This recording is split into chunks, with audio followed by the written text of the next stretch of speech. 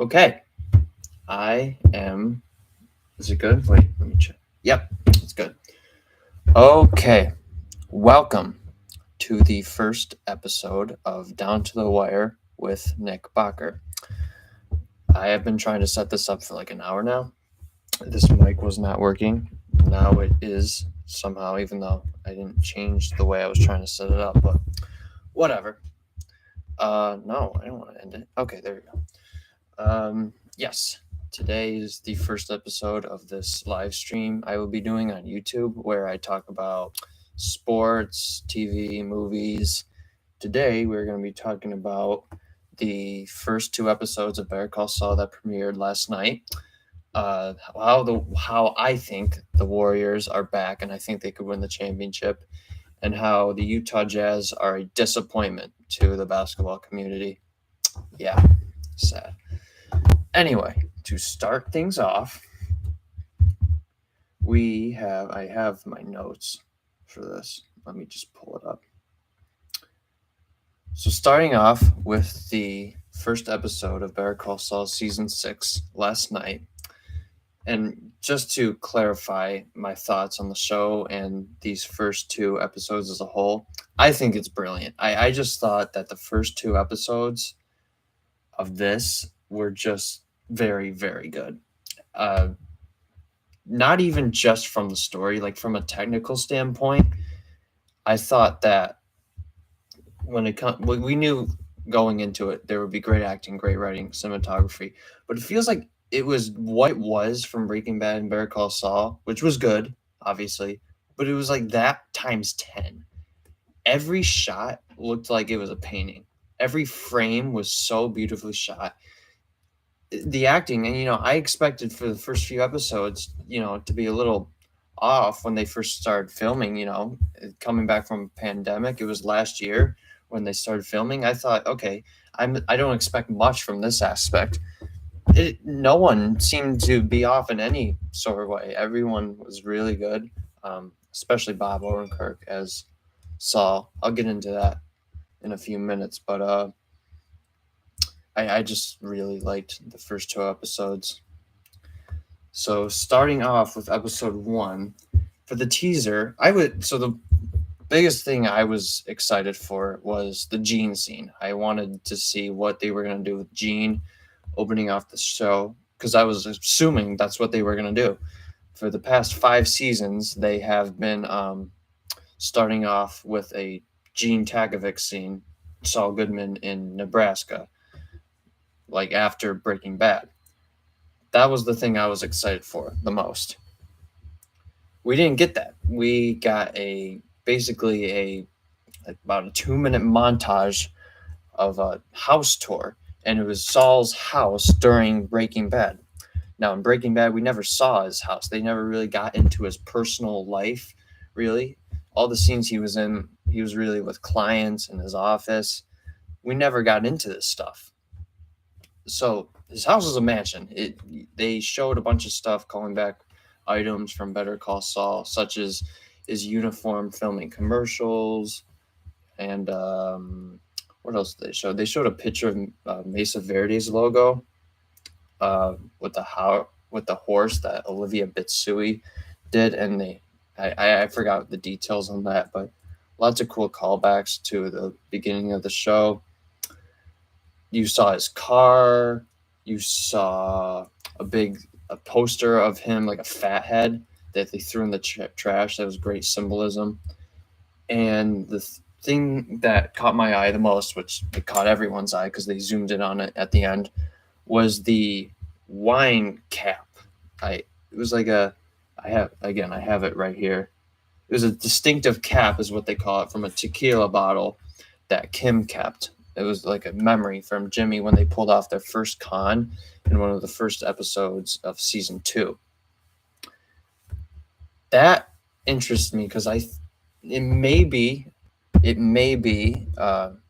foreshadowing that Kim lived with him during Breaking Bad, or Jimmy kept it for the reason of remembering Kim because something may have happened to her in this season. So obviously that's something that we are going to be looking forward to. So the season really starts off with how it ended. Nacho opens the door, tells them where Lalo is, and he runs off. So he said he ran like a few miles north, and he gets a phone call from Tyrus, which I really liked how they used Tyrus and like those older characters, so to speak, like those henchmen for Gus. I really liked how they use them, and Mike. I also liked how. Wait a minute. I'm sorry. I keep having technical difficulties with my mic. It keeps turning off.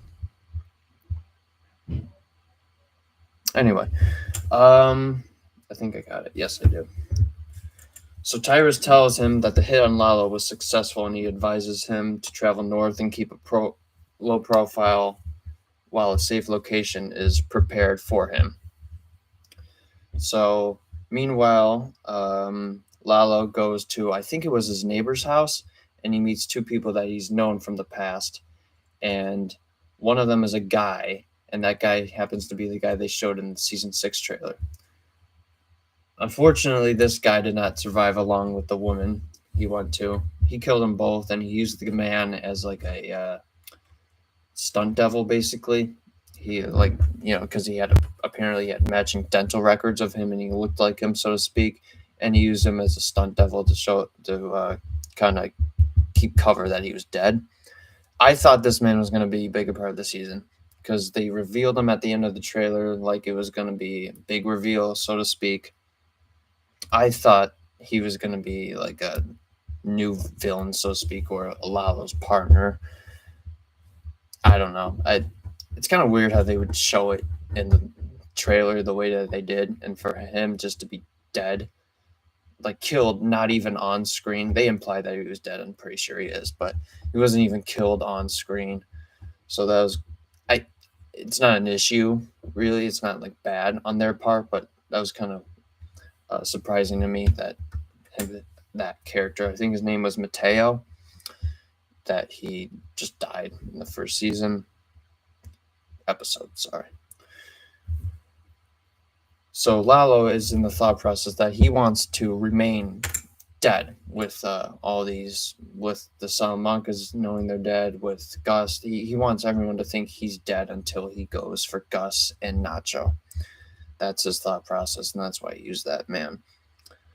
So they cut off Jimmy. And Jimmy, again, this is directly after season 5 ending, but the thing I liked about Jimmy in these first 2 episodes, and great acting from Bob Odenkirk on his part, but I really like it. It's really cool how you could see the subtle facial expressions whenever Kim is doing something. And as for Kim, you could clearly tell that she is Breaking Bad big time. Like, for real. Like, they did not hesitate. I thought it was going to be like a slow process throughout this season. They did not hesitate. She is Breaking Bad almost as bad as Jimmy, because Jimmy is hesitant on doing stuff that Kim's like, nope, we're gonna do this to Howard. We're gonna do this to the Kettlemans. I'll get to them later. So then you get this awesome scene with the cousins, and again, I really like how they're using these side characters.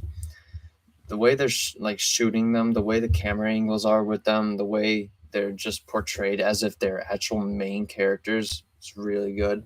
They arrive at Lalo's scene and they see the fake dead body. Well, not fake dead body, but the fake Lalo dead body. And they see that he's dead. And they pay their respects. They're sad and they're angry. And assuming, of course, they are also going for Nacho as well. Then you get a bunch of scenes with the cartel and their reactions. You start off with Gus and Mike. Now, I really like what they're doing with these two. I really like how Gus is unhinged. This is not a Gus that we have usually seen throughout this universe. Gus has just been very stoic. He's just no emotion whatsoever. He seems concerned. He seems very scared of what's going on right now. And Mike, there's a bit of tension between Mike and Gus because Mike is very reluctant to do anything bad with Nacho and his father. Gus is willing to do whatever. Gus, I believe it was in the second episode that he calls over to bring Nacho Vargas' father to his compound, and Mike's like, "No, I'm not doing that." There's again tension, lots of tension between the two. So back to Kim and Jimmy. They are going all out on Howard. Jimmy, throughout the middle of this episode to the end of 2, he's all in. Even though he's a little hesitant with the way Kim is acting, he's still all in with doing this stuff to Howard. They want to frame Howard for him to be accused of something bad. They don't want him necessarily to be like banned from practicing law forever, but they want him to be accused of something like not bad, but bad. So they try a stunt on him in the country club, and again, they introduce these side characters from the past of the show very well. You see Kevin getting into a fight with Jimmy. That was a very funny scene. Cliff Main, again, an average character, but he's always fun to see, along with Howard. And you get Jimmy, who goes to Howard's locker at this country club and puts cocaine in it. It's never shown that he actually put cocaine in it. It got near there somewhere, and then Howard opens it with him not noticing that Jimmy was there, and cocaine falls out. So I'm not sure how the cocaine really got there. Sorry, but Cliff Main sees that, and Howard's reaction is the same as his. He's like, "Well, how did that get there?" But Cliff, in the back of his mind, you could tell that he's like, "Why? Why would that be there, Howard?" So Jimmy and Kim are all in on sabotaging Howard at any cost. So, to the end of the episode, I didn't really cover everything, but I won't cover just about everything of the episode. Just the parts that I thought were really good. Towards the end of the episode, you had Hector and Lalo on a phone call. This was awesome because one of the underrated aspects to Hector's character is his facial expressions when he's disabled, his acting. You get a little glimpse of that in late season 4 of Breaking Bad, where when Gus ends up dying, you get a lot of facial expressions of him when he's about to rig the bomb on his wheelchair. Anyway, on this phone call, Lalo contacts Hector, and he's the only one he could call because Hector can't just get up and call the other guys to say Lalo's alive. But he wants to inform Hector that he is alive, of course, and that he wants to keep the idea of him being dead for as long as he can until he gets to Gus and he kills him the way Hector taught him, in his words. And I just thought it was a brilliant way to end the episode, and then you get Lalo killing these two not great people, but he for no reason really kills these two people, and then he drives off, and that's how the episode ends. Really good opening episode. Then you had the second episode, Carrot and Stick. So this episode, there's a lot of Nacho. I thought there was a good amount of Nacho in the first episode, but not really enough. So it starts off with Nacho's girlfriends at his house, and Mike, Tyrus, and the other guys raid it, basically, and cover it up to make sure that the other guys don't get there and get anything that's valuable to them. And Mike, very good in this scene, he gets the ID. He sees Papa Varga's ID, and again, you can see subtle acting on his part, just puts it in the back of his pocket, and he wants to protect Nacho at all costs. And then, I didn't have much in episode 2. Oh yeah, big thing on episode 2. besides like the stuff that I didn't have that I just can't remember. The Kettlemans Return. I screamed when I saw them in rage and excitement at the same time because they're my least favorite characters in this universe by a lot. But I also really they brought them back. I thought that was just it's something I never would have expected. Yeah, it happened, and yeah, I just thought that was brilliant. Um,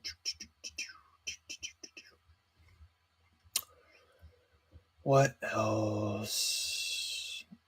I have like little tiny notes that I could elaborate on, but not much other than that.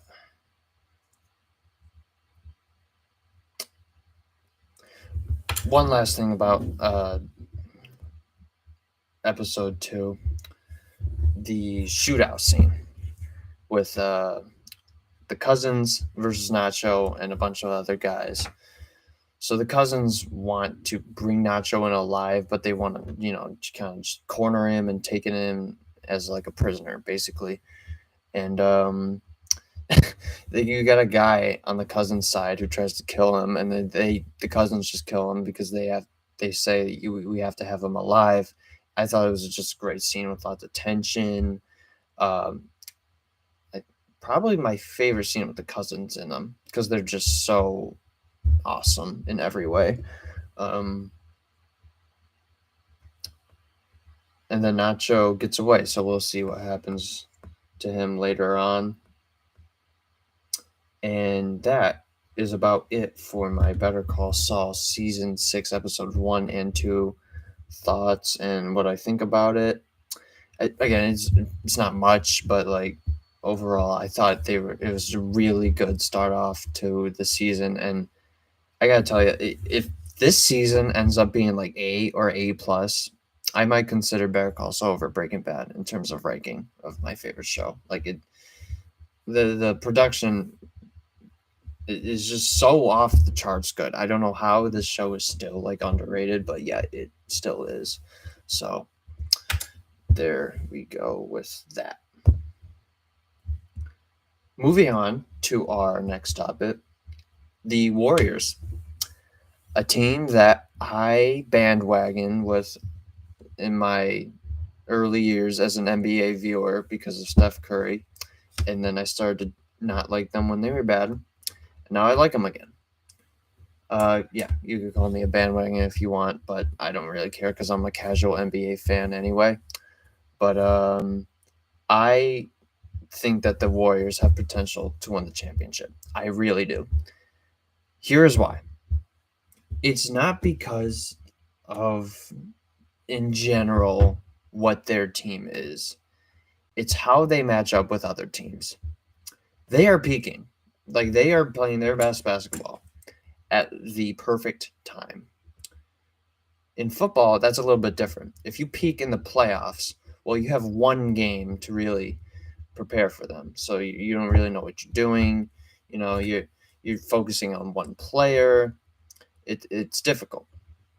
In the NBA playoffs, 7-game series, the Warriors are peaking at the perfect time, at the perfect place at the season.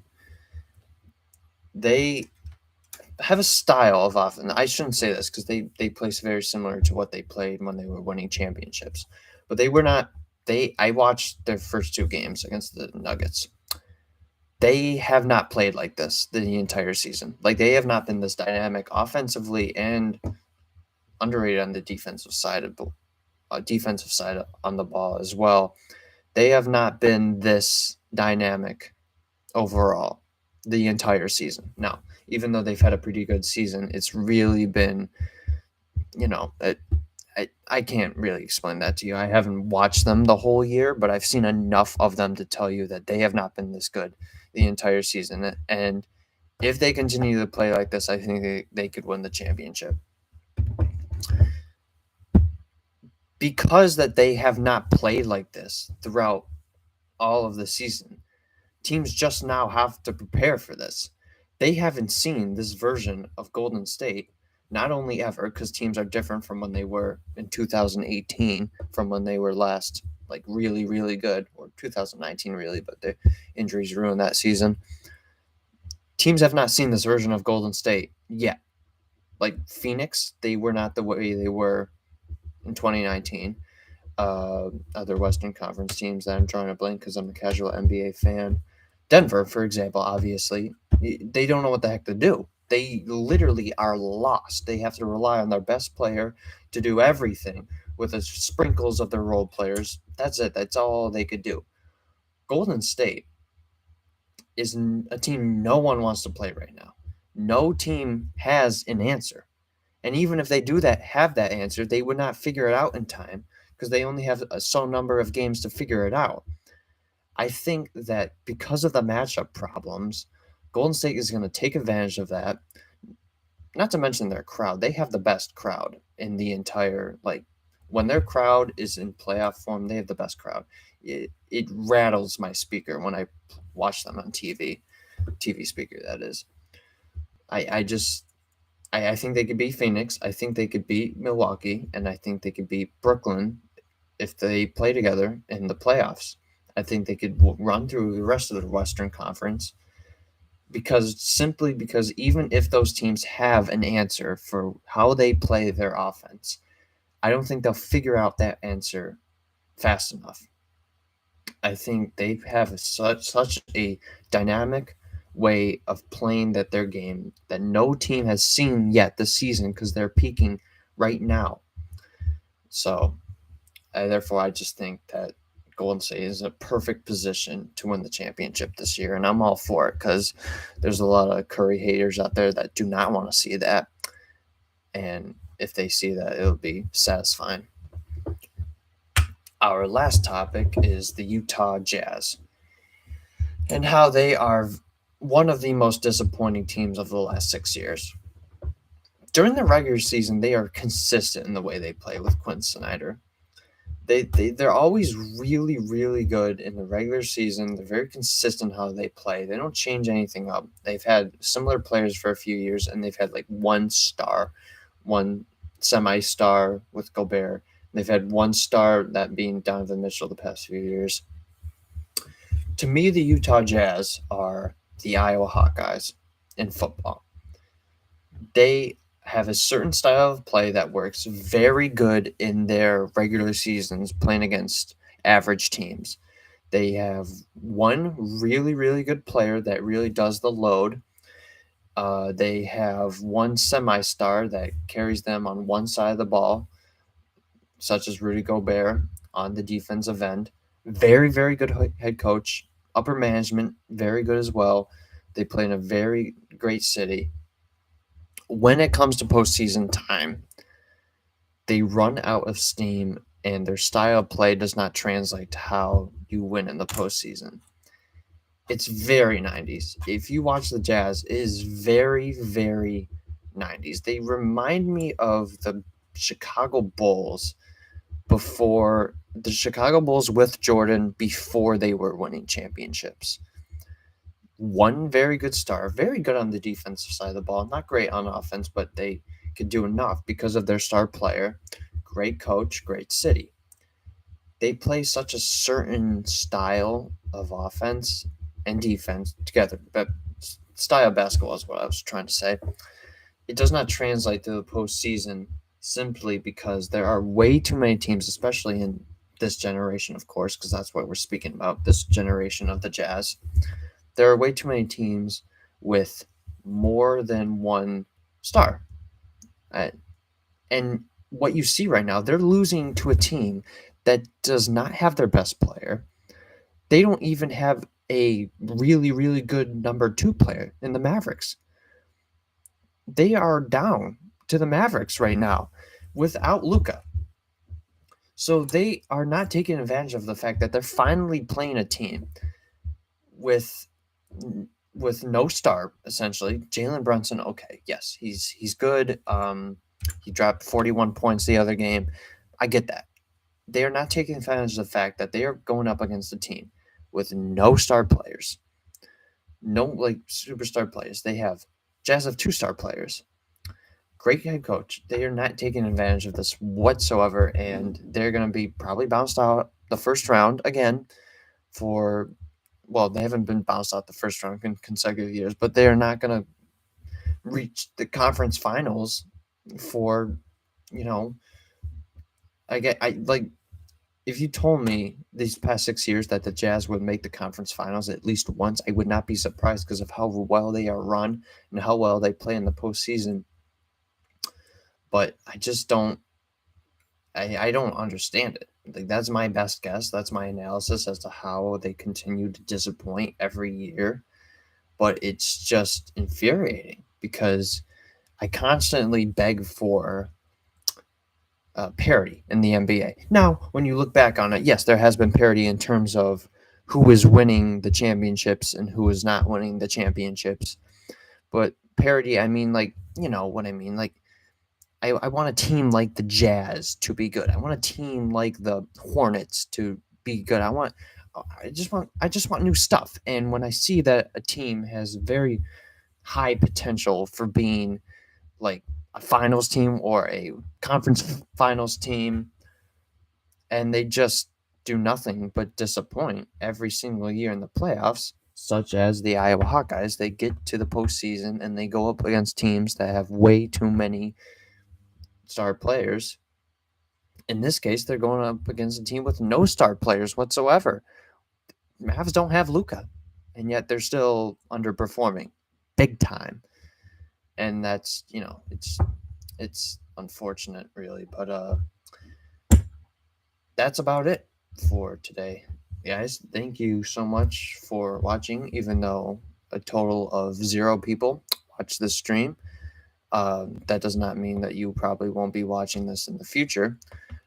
The thing is with these live streams is that I'm not really doing them for people to watch it during the live stream. I'm doing it so I could end the stream, screen record my 3 topics or whatnot, and put those into separate videos. That's really my strategy here. I'm not really doing this so people could watch my live streams, but who knows, maybe if I gain a following sooner than later, I could actually use these live streams to my advantage. So if you are watching in the future, thank you so much, and I will see you in the next show.